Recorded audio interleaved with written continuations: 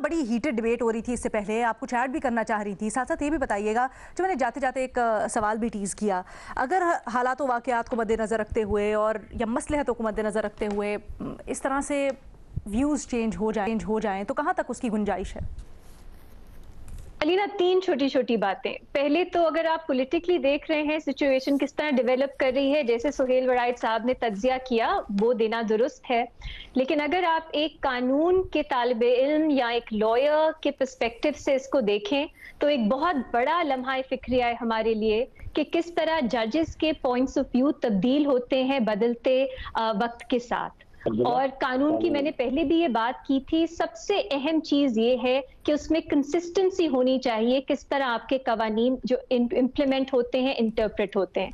अगर वो कंसिस्टेंसी ही नहीं रहेगी तो ये तासुर कि ये कानून, ये आइन कुछ लोगों के लिए कुछ और है, कुछ लोगों के लिए और है, रूल ऑफ लॉ, वो सब बिल्कुल बिखर जाएगा। ऑलरेडी ये परसेप्शन ऐसी है, इसमें मजीद जो है इजाफा होगा।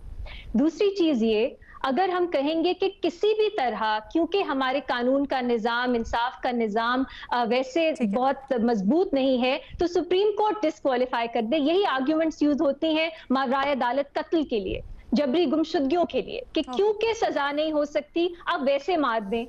ये बहुत मसला है, इससे जो नाइंसाफी है, इनजस्टिस है, वो पूरी सोसाइटी में, पूरी फैब्रिक में आपकी रियासत की हो जाता है। आखिरी बात ये, हम कहते तो हैं अलीना लेवल प्लेइंग फील्ड, लेकिन आपने एक शख्स को सियासत से 4 साल से जायद बाहर रखा, आपने उसको पार्टी हेड नहीं बनने दिया।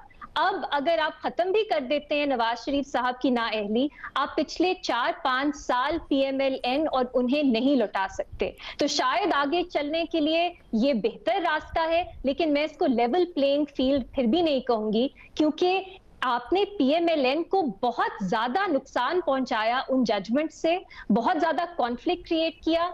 तो आप कैसे कह सकते हैं चलें अब आपके लिए खत्म कर देते हैं? वो पिछले 4-5 साल तो नहीं खत्म होते, उसकी सियासी कॉस्ट भी खत्म नहीं होती। तो हाँ, शायद आगे चलने के लिए ये बेहतर रास्ता है, लेकिन लेवल प्लेइंग फील्ड नहीं होगी। एक जो फरीक है उसने ज्यादा नुकसान उठाया है इसका।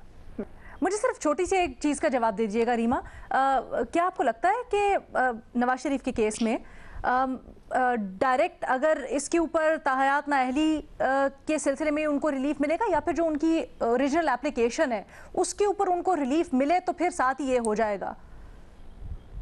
अच्छा लीना, उनकी जो डिस्क्वालिफिकेशन है मुख्तलिफ तरह की है। जो 62(1)(f पैनामा केस में हुआ, जब तक वो जजमेंट इन फोर्स है, life time disqualification in force है, अनलेस जो कॉन्स्टिट्यूशनल प्रोविजन है उसमें तब्दीली आती है, और उसके वर्ड्स जो हैं वो बहुत क्लियर होने चाहिए कि उसकी एप्लीकेशन क्या होगी।